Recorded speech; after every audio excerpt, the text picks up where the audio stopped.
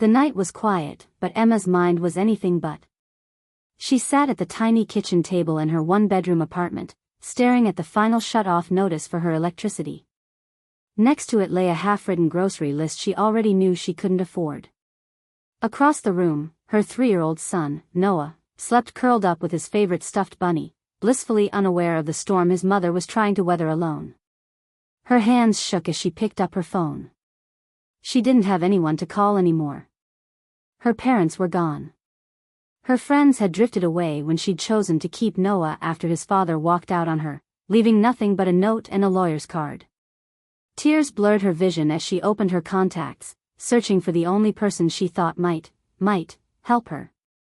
She tapped on Emily, her old college roommate. Emily was kind and had once told her, "If you ever need anything at all, you call me." Emma couldn't even remember when they'd last spoken. She typed quickly, trying to keep her pride out of the words. "Hey. I'm sorry to bother you. I know it's been forever, but I'm in a really bad spot. Could you maybe loan me a little just to get by this month? I'll pay you back, I promise. Noah and we really need help." Her thumb hovered over send. She swallowed her shame, closed her eyes, and hid it. It was an hour later, after she'd cried herself into exhaustion on the couch, that her phone buzzed. A notification popped up. Bank deposit, $1 million. Emma blinked. Sat up. Checked again. $1 million.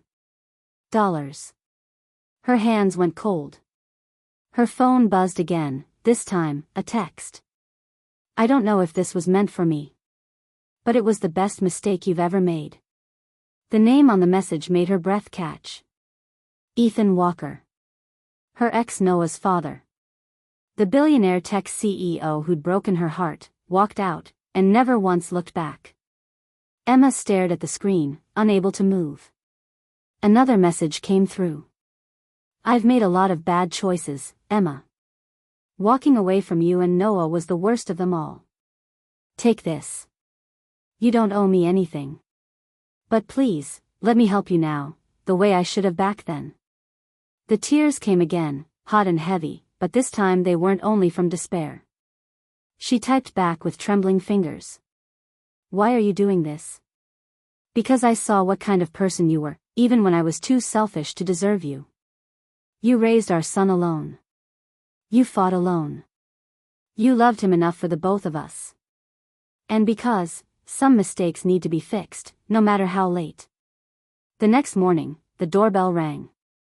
Emma opened the door to find Ethan standing there in a dark suit, holding a teddy bear in one hand and a bouquet of sunflowers in the other.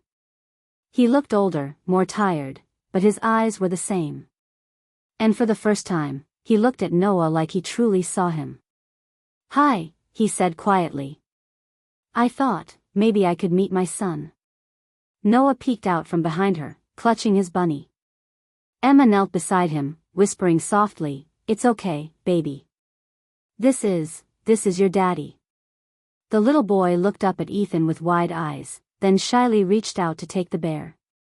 Something in Ethan's face broke, and he dropped to his knees, pulling Noah into his arms and whispering, "I'm so sorry. I missed so much. But I'm here now. If you'll let me, I'll never stop making it up to you both." That night, after Noah fell asleep, full from his first big dinner at a restaurant, his face sticky with ice cream, Ethan stayed. Not as a billionaire. Not as the man who'd left. But as someone who'd finally realized the value of what he'd lost. Emma stood by the window, watching Noah sleep, and felt a warmth she hadn't felt in years. When Ethan walked over and gently took her hand, she didn't pull away. Sometimes, a single mistake can change everything. Sometimes, it leads you back to the people you were meant to find all along. And sometimes, forgiveness and kindness heal even the deepest scars. Emma smiled through her tears, feeling, for the first time in years, that hope was finally back home. Even the smallest act of reaching out, a text, a call, a quiet plea, can open doors you thought were closed forever. Love, kindness, and second chances can change lives in ways you never imagined.